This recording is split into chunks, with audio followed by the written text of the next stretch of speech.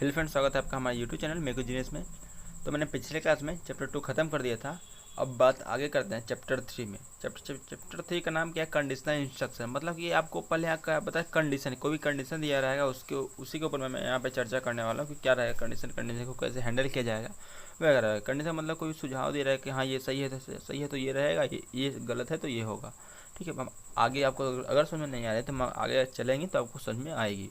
ठीक है, तो मैंने यहाँ पे देखिए पहला लाइन क्या लिख रहा है, sometimes we want to watch comedy video on YouTube if the day is Sunday. यानी कि क्या कह रहा है कि अगर संडे के दिन रहेगा तब हम क्या कॉमेडी वीडियो देखना पसंद करेंगे। ठीक है, क्या कर रहा है, अगर संडे रहेगी तो हम लोग कॉमेडी वीडियो देखना पसंद रहेगा। मतलब कि अगर कोई मतलब मंडे है तो मंडे को क्या करें, हम लोग कॉमेडी वीडियो नहीं देखेंगे। अब यहाँ पे है ना, इफ़ दे इज संडे, यानी कि अगर संडे है then we will watch comedy video, तो हम लोग कॉमेडी वीडियो देखेंगे।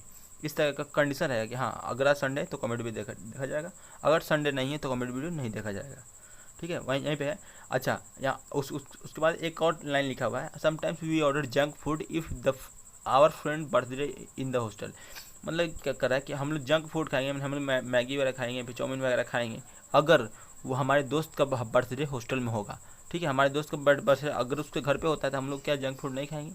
यहाँ पे क्या क्या बोल रहा है, यहाँ पे लगी ना कंडीशन कि हाँ अगर उसका बर्थडे हॉस्टल में होगा तो हम लोग जंक फूड खाएंगे। अगर उसका बर्थडे हॉस्टल में मान लेते हैं कि आपके दोस्त का बर्थडे घर पे होता है तो यहाँ पे कंडीशन है कि घर पे होगा तो नहीं खाएंगे। कहाँ लिखा है कि यहाँ पर लिखा हुआ कि हॉस्टल में होगा तभी है जो हम लोग जंक फूड वगैरह खाएंगे। दूसरा लाइन था। ठीक है, तीसरा लाइन क्या लिखा, you might want to buy an umbrella if it's raining and you have the money.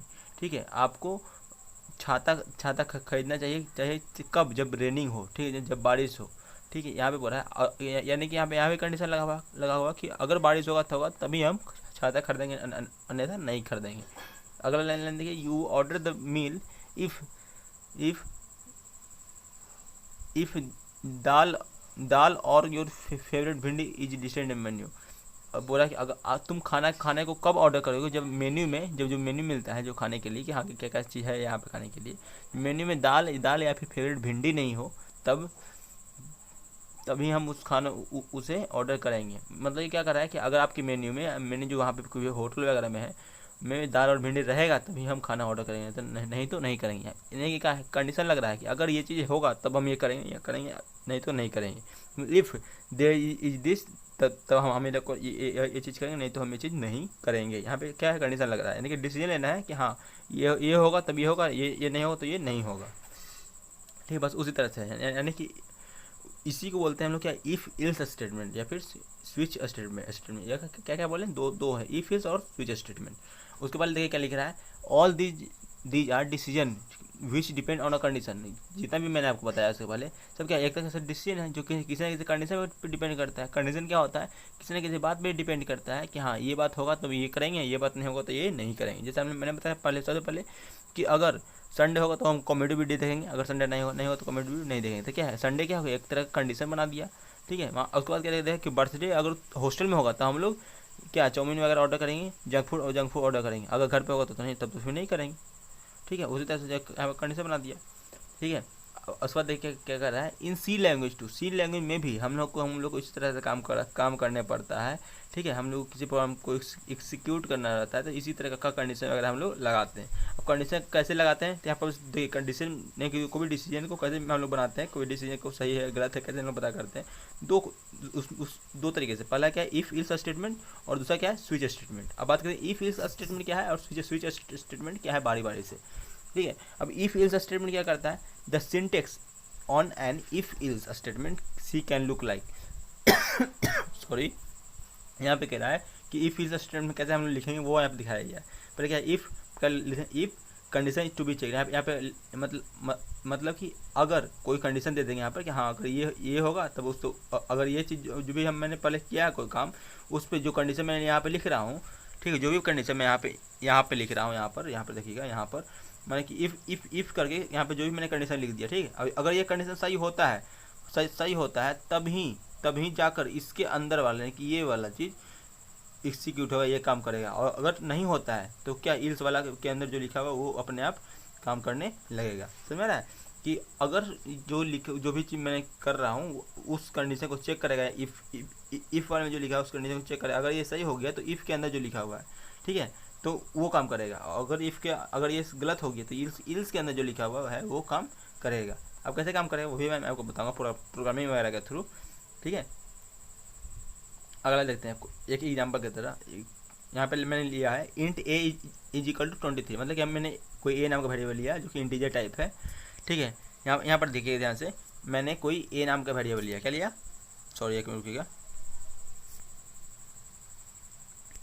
एक मिनट बस, हाँ, मैंने कोई ए नाम का वेरिएबल लिया जो कि क्या इंटीजर टाइप है, ठीक है। उसमें क्या 23 वैल्यू डाल दिया, 23 क्या डाल दी वैल्यू डाल दिया। अब क्या किया, अब यहाँ पे मैं चेक कर रहा हूँ, क्या कर रहा है, इफ़ यहाँ पे चेक कर रहा है अगर ए क्या है 18 से ज़्यादा है, मैंने ए कितना लिया 23 लिया है, तो और यहाँ पे क्या हो ए यहाँ पे मैंने एक कंडीशन डाल दिया कि ए जो है 18 से ज़्यादा अगर होगा, इफ़ ए ग्रेटर देन 18, मतलब जो भी मैंने ए लिया है वो 18 से ज़्यादा होगा तो इफ़ के अंदर वाला यानी ई जो है ये प्रिंट करवाएगा, अगर नहीं होगा तो ये प्रिंट नहीं होगा, ठीक है। इल्स वाला चीज़ है, इल्स वाला प्रिंट हो सकता है अगर इल्स दिया हुआ है तो, अगर इल्स नहीं दिया हुआ है तो प्रिंट होगा ही नहीं, ठीक है। तो अब देखिए जो लिखा हुआ है मैंने कितना लिया 23 लिया, अब ये 18 से ज़्यादा है, अब ए 18 से ज़्यादा है, हाँ ऑब्वियसली बात है, प्रिंटफ के अंदर है तो फिर इफ़ के अंदर जो लिखा हुआ है वो काम करेगा। अब इफ़ के अंदर क्या लिखा हुआ है, इफ़ के अंदर लिखा हुआ है प्रिंटफ यू कैन ड्राइव, अब यहाँ पे लिखेगा आउटपुट में बस दिखाएगा यू कैन ड्राइव और कुछ नहीं दिखाएगा, ठीक है। अब चलिए अब आगे बढ़ते हैं थोड़ा सा।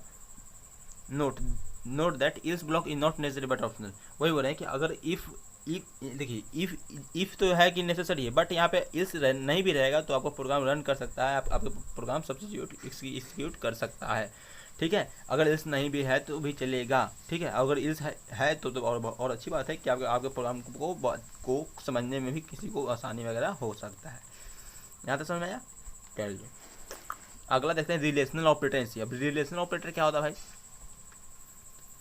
यहाँ पर सीधा बात है, रिलेशन मतलब किसी दो के बीच क्या बता रहा है, रिलेशन बता रहा है, किसी दो के बीच क्या बता रहा है, रिलेशन बता रहा है, ठीक है। अब relation operator are use to evaluate condition true और फॉल्स, हम ये यूज होता है कब, किसी भी कंडीशन को चेक करने में कि ये जो मैंने लिखा हुआ है वो सही है कि गलत। यहाँ पे देखिए कि relation are use to evaluate condition true और फॉल्स इनसाइड इफ स्टेटमेंट, यानी और जो भी कंडीशन वगैरह हम लिखेंगे कहाँ लिखेंगे, इफ स्टेटमेंट के अंदर लिखेंगे, जो भी कंडीशन वगैरह लिखेंगे कहाँ लिखेंगे, इफ स्टेटमेंट के अंदर लिखेंगे। और अच्छा रिलेशन ऑपरेटर का कुछ एग्जांपल वगैरह है, मैं आपको वहाँ दिखाता हूँ, ठीक है। वो देखिए यहाँ पे क्या है, डबल इक्वल, हम लोग तो ऐसे नॉर्मली इक्वल देते हैं, लेकिन यहाँ पर डबल इक्वल का साइन क्या दिखाता है, इक्वल दिखाता है। डबल इक्वल देंगे तो वहाँ पे क्या ऑप्शन बताएगा, इक्वल बताएगा, ठीक है। या ये साइन भी हम लोग यूज करने वाले हैं, इसको बोलेंगे ग्रेटर देन, ठीक है, और इक्वल टू, ठीक। ये तो जानते ही हैं, ग्रेटर देन देने का साइन हो गया, लेस देने का साइन हो गया, ठीक है। ये क्या होगा, less than and equal to, ये क्या होगा, नॉट इक्वल टू, ये जो साइन है ना पूरे दोनों एक साथ, ये क्या है, नॉट इक्वल टू। ये सब साइन क्या कहाँ यूज होगा, इफ़ के अंदर हम लोग यूज कर सकते हैं किसी दो के बीच में रिलेशन बताने के लिए, ठीक है। अब यहाँ पे देखिए हम लोग मैथ में क्या, हम लोग मैथ में एक सिंगल इक्वल टू यूज करते हैं, हम लोग मैथ में सिंगल इक्वल टू यूज करते हैं, लेकिन यहाँ पे हम लोग डबल इक्वल टू करेंगे इक्वल साइन के लिए, ठीक है। और यहाँ पे देखिए, यहाँ पे क्या लिखा हूँ, इंपॉर्टेंट नोट में लिखा हूँ, divide and equal to is use to assign where double equal to is use to equal to check. मतलब ये क्या होता है ना, ये अगर यहाँ कहीं पे अगर कोई भी प्रोग्राम वगैरह में ये साइन दिया हुआ है तो क्या होता है ना कि जो आपके राइट साइड वाला वैल्यू लेफ्ट साइड में असाइन होता है, मतलब राइट साइड में जो भी चीज़ है आपको वो उठ के लेफ्ट साइड वाले वेरिएबल वगैरह में आगे बैठ जाता है, ठीक है, चले आता है। लेकिन अगर कहीं पर डबल इक्वल टू, कहीं पर डबल इक्वल टू है, अगर कहीं पर डबल इक्वल टू तो वो क्या होता है कि लेफ्ट साइड और राइट साइड दोनों जगह जो भी है ना, दोनों को इक्वल कर देगा, दोनों को चेक करेगा हाँ दोनों इक्वल है कि नहीं, ठीक है।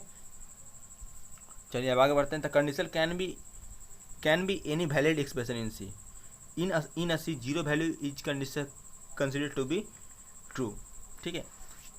जो भी कंडीशन है, ठीक है, वो क्या होना चाहिए, कोई वैलिड एक्सप्रेशन होना चाहिए। और सी लैंग्वेज में जो भी नन जीरो वैल्यू जो भी है उसको ट्रू माना जाता है। सी लैंग्वेज में नन जीरो वैल्यू को क्या माना जाता है, ट्रू सही माना जाता है, ठीक है। आगे देखिए लॉजिकल ऑपरेटर, मैंने बताया रिलेशन ऑपरेटर जो कि दो के बीच रिलेशन बताता है, ठीक है। अब अगला क्या है, लॉजिकल ऑपरेटर, यानी कि डबल एंड हो गया। देखिए लॉजिकल ऑपरेटर का साइन वगैरह देख सकते हैं, एक ये हो गया, दूसरा ये और एक नॉट का।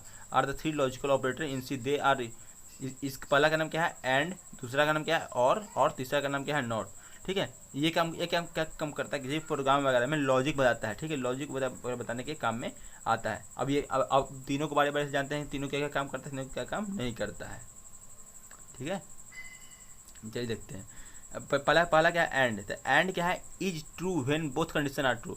जहाँ पर जो भी कोई भी प्रोग्राम हम कर रहे हैं अगर उस प्रोग्राम में उस कंडीशन में ये साइन दिया हुआ है तो वहाँ पे कोई दो चीज़ दिया रहेगा, क्या रहेगा, कोई दो चीज़ दिया रहेगा और अगर दोनों सही रहेगा तब इसको सही माना जाएगा। अगर कोई जो दो चीज़ दिया हुआ है और उसके बीच में ये जो एंड का साइन दिया हुआ है, ठीक है, दो कंडीशन दिया हुआ है उसके बीच में एंड का साइन दिया हुआ है, ठीक है, तो दोनों कंडीशन आपको सही होना चाहिए, दोनों कंडीशन नहीं, दोनों बात सही होना चाहिए, तब उसके अंदर का प्रोग्राम रन करेगा, अन्यथा नहीं रन करेगा, ठीक है, अन्यथा आपको वो इफ़ वाले में नहीं रहेगा, इल्स वाले में चला जाएगा, ठीक है। अगर इल्स है तो, अगर इल्स नहीं है तो कोई बात ही नहीं है, वो प्रोग्राम एग्जीक्यूट ही नहीं होगा, आपको आउटपुट में कुछ दिखेगा ही नहीं, ठीक है। अच्छा, दूसरा देखते हैं क्या है, और। अब और वाले में क्या है कि आपको अगर कोई दो कंडीशन दिया हुआ है, बीच में और का साइन दिया हुआ है, तो दोनों में से कोई एक भी अगर सही होता है, दोनों में से कोई एक भी अगर सही होता है तो आपको इफ़ पहले देखिए कंडीशन कहाँ देता है, इफ़ के अंदर देता है, और इफ के अंदर दो कंडीशन दिया हुआ, बीच में क्या और लगाया हुआ, बीच में और लगाया हुआ, और का साइन लगाया हुआ है, ये वाला,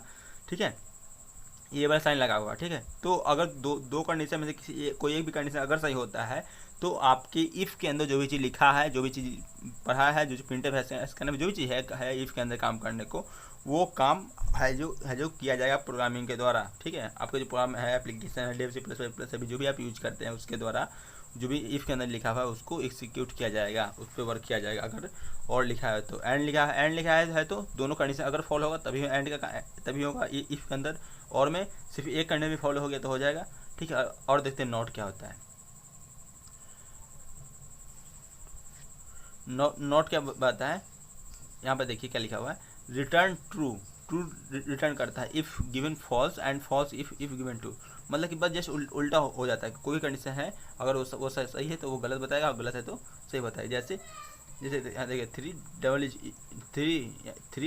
डबल इक्वल टू 3। अब ये क्या है, ये तो यहाँ पे मैंने क्या बताया, चेक करता था कि थ्री के बराबर है, यहाँ पे 3 के बराबर है, यहाँ पे क्या नॉट लगा देते, कहीं ना कहीं एक तरह क्या हो गया, फॉल्स हो गया, कहीं ना कहीं गलत है ना, ठीक है, कहीं ना कहीं गलत है। यहाँ पे देखिए, यहाँ पे 3 इज ग्रेटर देन क्या है 30, कभी हो सकता है, कभी भी ये नहीं हो सकता, कभी भी ये पॉसिबल नहीं है। यहाँ पे नॉट लगाता है, ये कहीं ये जो स्टेटमेंट लिखा हुआ 3 is not greater than equal to 30, क्या एक इसको क्या ट्रू माना जाएगा। तो अगर ये ट्रू है तो इसके बाद जो इफ़ के अंदर जो भी कंडीशन लिखा हुआ है उस कंडीशन को ये क्या हो जाएगा काम करेगा, उस कंडीशन पे इफ भी वर्क करने लगेगा, ठीक है। इसी में देखिए as the number of condition increase the level of indentation increase, this reduce readability logic operator come to reuse such cases, ठीक है। जैसे कंडीशन वगैरह बढ़ते हैं, जैसे कोई कंडीशन वगैरह बढ़ते हैं, तब हम क्या करते हैं, जो भी लॉजिकल ऑपरेटर वगैरह यूज में लाते हैं। हम लॉजिकल ऑपरेटर वगैरह क्यों यूज में लाते हैं, कोई भी प्रोग्रामिंग वगैरह को छोटा करने में, बहुत इतना लंबा लिखने से बढ़िया है कोई लॉजिकल ऑपरेटर यूज करो और प्रोग्रामिंग को छोटा करके हमें प्रोग्रामिंग को एक्सिक्यूट कर सकते हैं, प्रोग्रामिंग को आगे बढ़ा सकते हैं। तो इसलिए हम लॉजिकल वगैरह काम में ला सकते हैं, ठीक है। अगला क्या है, इफ़ इल्स क्लाउज। अब इफ़ इल्स क्लाउज क्या है मैं इसको अगले वीडियो में बताऊंगा, ठीक है। तब तक के लिए थोड़ा सा बस इसी को मैंने जितना को बताया उसी को बस आप एक बार रिवीजन कीजिए, आप लोगों को शायद बहुत ज़्यादा अच्छा लगेगा, ठीक है।